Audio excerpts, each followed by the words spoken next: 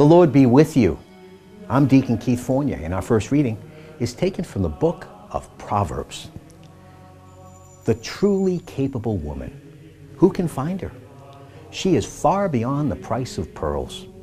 Her husband's heart has confidence in her. From her, he will derive no little profit. Advantage and not hurt, she brings him all the days of her life.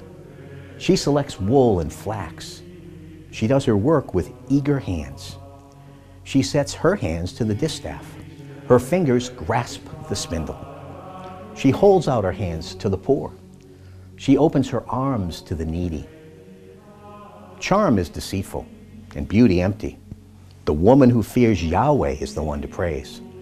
Give her a share in what her hands have worked for, and let her works tell her praises at the city gates.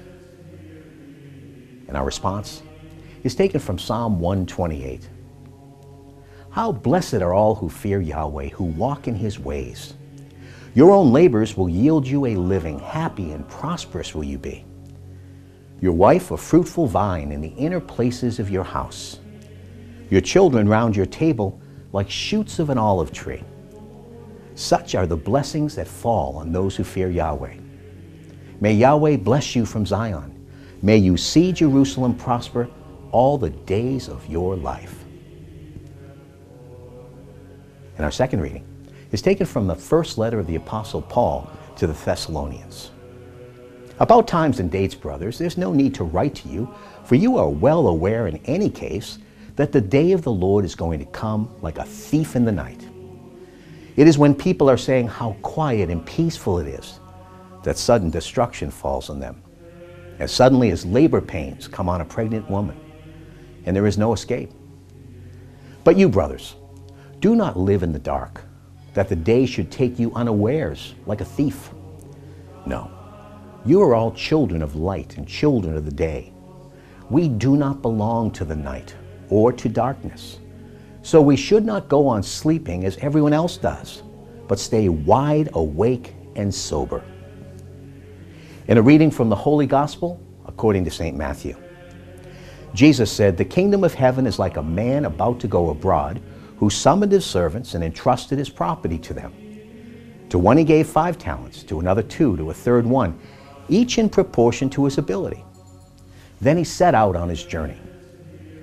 The man who had received the 5 talents promptly went and traded with them and made 5 more. The man who had received 2 made 2 more in the same way. But the man who had received 1 went off and dug a hole in the ground and hid his master's money. Now a long time afterwards, the master of those servants came back and went through his accounts with them.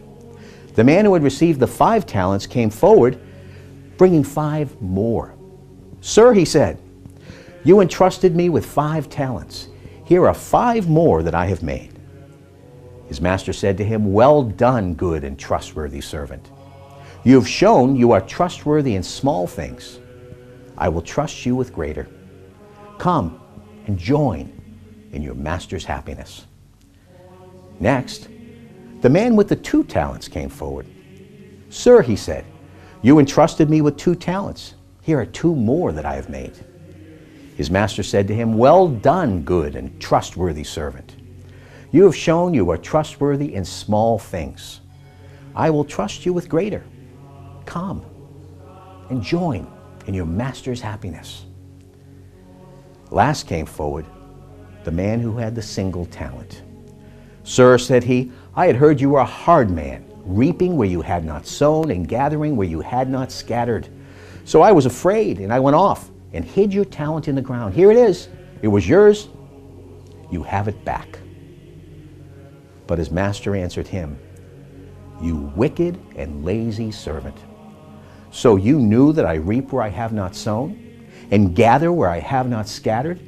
Well then, you should have deposited my money with the bankers, and on my return I would have gotten my money back with interest. So now, take the talent from him and give it to the man who has the 10 talents. For to everyone who has will be given more, and he will have more than enough. But anyone who has not will be deprived even of what he has. As for this good-for-nothing servant, throw him into the darkness outside, where there will be weeping and grinding of teeth. The Gospel of the Lord.